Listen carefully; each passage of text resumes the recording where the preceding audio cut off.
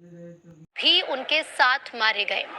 बयान में आगे कहा गया कि ईरान और इस्लामी क्रांति की प्रगति के लिए जीवन भर संघर्ष करने के बाद उन्होंने आखिरकार अपनी लंबे समय से संजोई इच्छा पूरी की, ईश्वर के बुलावे का जवाब दिया और सेवा के मोर्चे पर सम्मान के साथ शहादत का मीठा वरदान प्राप्त किया।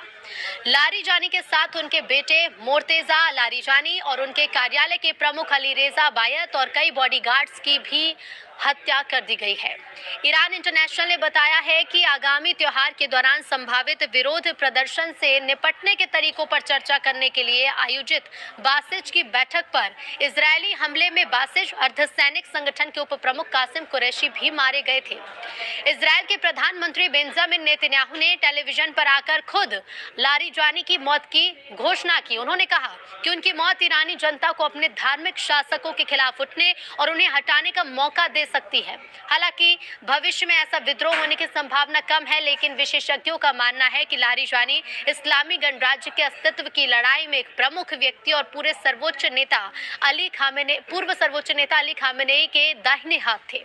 उनकी मौत से नेतृत्व संकट और ज्यादा गहरा सकता है, जो युद्ध की दिशा और युद्ध के बाद ईरान की स्थिरता दोनों को प्रभावित कर सकता है। लारीजानी की हत्या अमेरिकी इजरायली हमलों के 3 हफ्ते से भी कम समय बाद हुई है। उस अटैक में 28 फरवरी को 1989 से ईरान के सर्वोच्च नेता अयातुल्ला अली खामेनेई मारे गए थे, जिससे क्षेत्रीय युद्ध और इसके साथ ही वैश्विक प्रभाव भी शुरू हो गया है।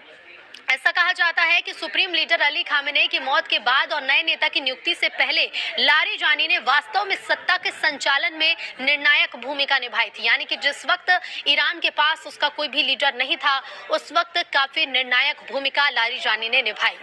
इजरायली सेना के एक अधिकारी ने यह पुष्टि की है कि लारीजानी को आईडीएफ ने निशाना बनाया था। इजरायली रक्षा मंत्री ने कहा कि इजरायली सुरक्षा बलों ने एक और शीर्ष सुरक्षा अधिकारी और बसीज कमांडर गुलाम रजा सुलेमानी को भी मार दिया। 67 साल के अली लारीजानी, जो ईरान के राष्ट्रीय सुरक्षा प्रमुख थे, हाल ही में काफी खबरों में भी थे, काफी चर्चाओं में थे। युद्ध जब शुरू हुआ उसके बाद उन्होंने अमेरिका और इजरायल के खिलाफ कई बड़े और कड़े बयान भी दिए थे। तो ईरान की सत्ता व्यवस्था के एक प्रमुख स्तंभ के रूप में माने जाने वाले लारीजानी अयातुल्ला अली खामेनेई के काफी करीबी माने जाते हैं और दशकों तक सरकार की परमाणु नीति, रणनीतिक कूटनीति में वो केंद्रीय भूमिका भी निभाते रहे। कई महत्वपूर्ण फैसले उन्होंने लिए। पूर्व सर्वोच्च नेता की हत्या के बाद उनकी शक्ति और ज्यादा बढ़ गई थी और उन्हें ईरान का नेतृत्व करने के प्रमुख दावेदारों में भी एक माना जा रहा था। जब तक ऐलान नहीं किया गया था तो लारीजानी को लेकर भी काफी चर्चाएं थी कि उन्हें ये प्रमुख प्रभार सौंपा जा सकता है, जिम्मेदारी दी जा सकती है, क्योंकि लारीजानी ने कई महत्वपूर्ण फैसले भी लिए थे। लेकिन आखिरकार मुस्तबा खामेनेई को उनके मारे गए पिता के स्थान पर नियुक्त किया गया। जून 2025 में इजरायल और अमेरिका के साथ ईरान के युद्ध के बाद अली लारीजानी को ईरान की सर्वोच्च सुरक्षा संस्था सर्वोच्च राष्ट्रीय सुरक्षा परिषद का प्रमुख नियुक्त किया गया, जहां उन्होंने रक्षा रणनीतियों का समन्वय किया और परमाणु नीति की देखरेख भी की। बाद में वो कूटनीति में भी काफी एक्टिव हुए और खाड़ी देशों की यात्रा कर ईरान की बातचीत का नेतृत्व भी उन्होंने किया था। लेकिन युद्ध के कारण ये प्रयास सफल नहीं हो पाए। हालांकि उन्हें एक शांत नेता के तौर पर देखा जाता था, फिर भी माना जाता है कि दिसंबर में हुए विरोध प्रदर्शन को दबाने में उनकी काफी महत्वपूर्ण भूमिका थी, जिसमें हजारों प्रदर्शनकारियों की मौत हो गई। अब इसी वजह से जनवरी में अमेरिका ने उन पर प्रतिबंध लगाए और आरोप भी लगाया कि उन्होंने ईरानी जनता को हिंसक तरीके से दबाया है। लारीजानी का परिवार दशकों से ईरान की राजनीतिक व्यवस्था में प्रभावशाली रहा है। तेहरान यूनिवर्सिटी से वेस्टर्न फिलॉसफी में पीएचडी करने के बाद लारीजानी ने एक दशक तक सरकारी प्रसारक IRIB का नेतृत्व भी किया था। ईरान के संसदीय अध्यक्ष के रूप में भी उन्होंने काम किया।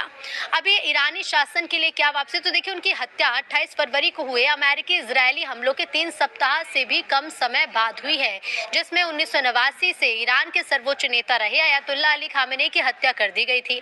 वैश्विक परिणामों वाला एक क्षेत्रीय युद्ध उसके बाद छिड़ गया और तब से ही लगातार ईरान, इजरायल, अमेरिका के बीच ये जो हमले की प्रक्रिया प्रक्रिया है, ये चल रही है, ये युद्ध लगातार चल रहा है। अब ये जो घटना है यानी कि लारिजानी की मौत, ये घटना ईरान की सरकार के लिए एक बहुत बड़ा झटका मानी जा रही है। ये हमला उस घटना के 3 हफ्ते से भी कम समय बाद हुआ जब 28 फरवरी को अमेरिका और इजराइल के हमलों में ईरान के सर्वोच्च नेता रहे अयातुल्ला अली खामेनेई की हत्या कर दी गई। खामेनेई 1989 से ईरान के सर्वोच्च नेता थे और उनकी मौत के बाद से पूरे क्षेत्र में युद्ध भड़क गया, जिसका असर दुनिया भर में भी देखा जा रहा है। इजराइल के प्रधानमंत्री एक महत्वपूर्ण भूमिका निभा रहे थे और ऐसे में लारिजानी की मौत ईरान के लिए एक बड़ा झटका जरूर है, क्योंकि काफी महत्वपूर्ण थे वो इस लड़ाई में। सर्वोच्च नेता अली खामेनेई के दाहिने हाथ भी थे। उनकी मृत्यु से नेतृत्व संकट तो और गहराएगा ही और युद्ध की दिशा पर भी इसका असर देखने को मिल सकता है। युद्ध के बाद ईरान की स्थिरता दोनों को ये प्रभावित कर सकता है। अपनी मौत से 1 हफ्ते पहले ही लारिजानी ने अमेरिकी राष्ट्रपति डोनाल्ड ट्रंप की चेतावनी के जवाब में उन्हें भी बड़ी धमकी दी थी। लारिजानी ने कहा था कि ईरान जैसा बलिदानी राष्ट्र आपकी खोखली धमकियों से नहीं डरता। आपसे बड़े लोग भी ईरान को खत्म नहीं कर सकते, सावधान रहें, कहीं आप खुद ही खत्म ना हो जाएं। अपनी मौत से 1 हफ्ते पहले ही लारिजानी ने अमेरिकी राष्ट्रपति डोनाल्ड ट्रंप की चेतावनी के जवाब में यही धमकी दी थी। साफ कहा था कि ईरान जैसा ये राष्ट्र आपकी खोखली धमकियों से नहीं डरता है, आपसे बड़े लोग भी ईरान को खत्म नहीं कर सकते हैं, आप सावधान रहें। तो देखिए, ये चेतावनी का जवाब लारिजानी ने दिया था और ऐसे में लारिजानी की मौत एक बड़ा झटका ईरान के लिए साबित हो सकता है। अयातुल्ला अली खामेनेई की हत्या के बाद सभी बड़े फैसले जो हैं वो लारिजानी ही ले रहे थे, क्योंकि ईरान के नए सुप्रीम लीडर फिलहाल घायल हैं। लारिजानी को ईरान अयातुल्ला अली खामेनेई का करीबी भी माना जाता था। 2025 जून में लारिजानी को खामेनेई ने सर्वोच्च सुरक्षा परिषद सचिव भी नियुक्त किया था। ऐसे में हाल ही में अमेरिकी सेंटकॉम कमांड ने लारिजानी को हिटलिस्ट में शामिल भी किया था और अमेरिका ने लारिजानी के बारे में जानकारी देने वाले किसी भी शख्स को इनाम देने की घोषणा भी की थी।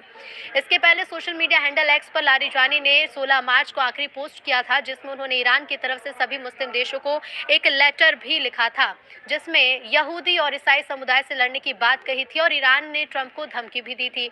लारिजानी ईरान में राष्ट्रपति का भी चुनाव लड़ चुके हैं, हालांकि उन्हें जीत नहीं मिली, लेकिन ईरान में लारिजानी की गिनती कट्टरपंथी नेताओं में होती है। तो 28 फरवरी को ईरान पर इजराइल और अमेरिका ने पहली बार हमला किया और तब से अब तक ईरान के supreme leader Ayatollah Ali Khamenei समेत 40 टॉप कमांडर की हत्या हो चुकी है। अमेरिका और इजराइल बड़े नेताओं को टारगेट किलिंग प्लान के तहत मार रहे हैं। हालांकि